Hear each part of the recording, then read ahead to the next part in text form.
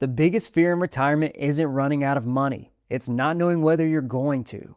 You've got that question sitting in the back of your mind, do I actually have enough? Well, here's what I've learned working with people on this every single week. The reason that question is so hard to answer isn't because the math is complicated. It's because the question itself is wrong. There isn't one number you need to retire. There's three, and almost nobody talks about them the right way. So in this video, I'm going to walk you through the three numbers that actually determine whether you have enough. Then by the end, you'll know exactly where your current savings puts you. You'll understand something that most retirees never figure out even after they retire. My name's Tyler. I'm a financial planner. Let's get into it. And real quick, if you want someone to walk through your three numbers with you, that's what we do at Riverbend. There's a link in the description below to book a free discovery call. All right, here's number one. Linda sits down with her statements every month and her chest gets a little bit tight. You got the market up some months, sometimes it's down, and then every dip makes her wonder if her and Mike are going to be okay. Well, they've got plenty of money on paper, but she doesn't know what okay actually means for their life. So every time the market wobbles, it feels like a threat. And this is what happens when you don't know your first number, the survive number. Your survive number is what it actually costs to keep your life running, the minimum. The lights on, food on the table, health care covered, insurance paid, basic transportation, the things that you need to survive, the bare minimum non-negotiable cost of being alive in your current setup. What's not in this number is everything that's optional. No travel, no dining out, no new car every 5 years, no gifts, no hobbies. I know, it doesn't sound fun. This is just the floor. And most people are surprised when they actually run this calculation. Their survive number is often a lot lower than what they currently spend. Then once the mortgage is paid off and kids are grown, the real survive number, it could be less than $3,000 a month. Here's why this matters. When you know your survive number, you know exactly what your retirement has to produce no matter what. That's the income your investments and your Social Security, they have to cover, period. And once that's covered, everything else is a bonus.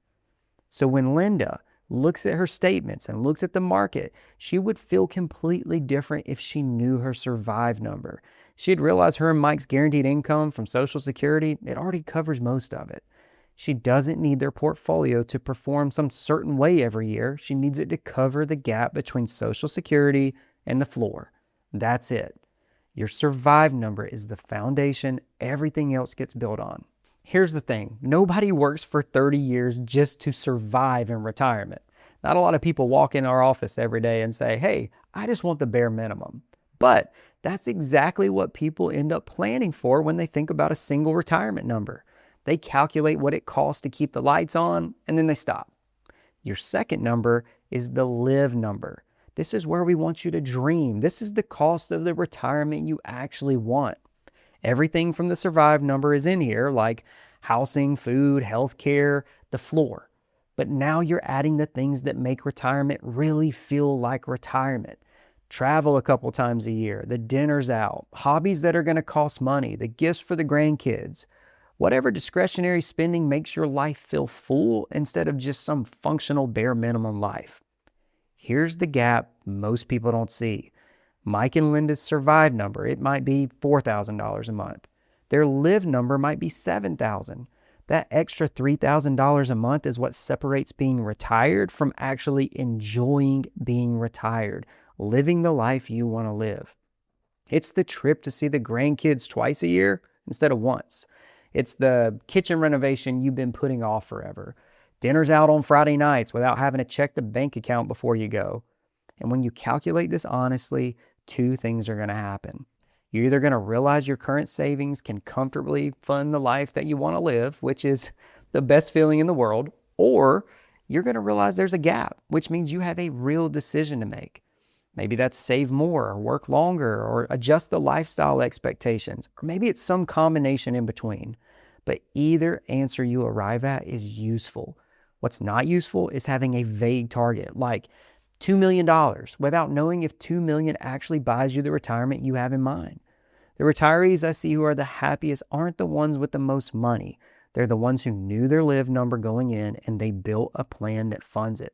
They're not just surviving in retirement. They're living in it. Now, here's something that surprises most people.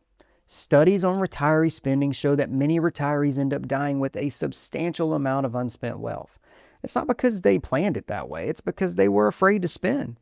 Research from Morningstar, David Blanchett, and other retirement researchers has consistently shown that retirees often spend less over time than traditional financial plans assume. In fact, many retirees finish retirement with portfolios that are the same size or even larger than when they first retired. Not because they didn't have dreams, and it's not because they didn't work hard enough to enjoy life. It's because fear took over the plan. Fear of the next recession, fear of healthcare costs, fear of becoming a burden. Fear that if they spent too much today, tomorrow could fall apart. And this is what happens when you don't know the third number, the leave number. Your leave number is what you intentionally want to leave behind to your kids, to your grandkids, to your church, a charity, or some cause that matters to you. This is a legacy that outlives you, and there's no universally right answer to that number. Some people want to leave each child $1 million. Some people want to spend every dollar creating memories while they still can. Both are valid. The mistake would be drifting into one of those decisions accidentally. Here's why it matters. When you don't have an intentional leave number, you default to leaving whatever happens to be left at the end, which for most people, that means a lot. They underspend their live number the entire retirement because they're afraid of running out. Then they die with hundreds of thousands or even millions that they could have enjoyed. If Mike and Linda actually want to leave the two kids $100,000 each, that's $200,000 they need to build into the plan. They add that to the target, and the math has to support it. But if leaving a specific amount isn't important to them, they can give themselves permission to go spend more, retire earlier, or do both. The retirement they've been afraid to live might be perfectly affordable once they stop trying to leave behind a number they never decided on.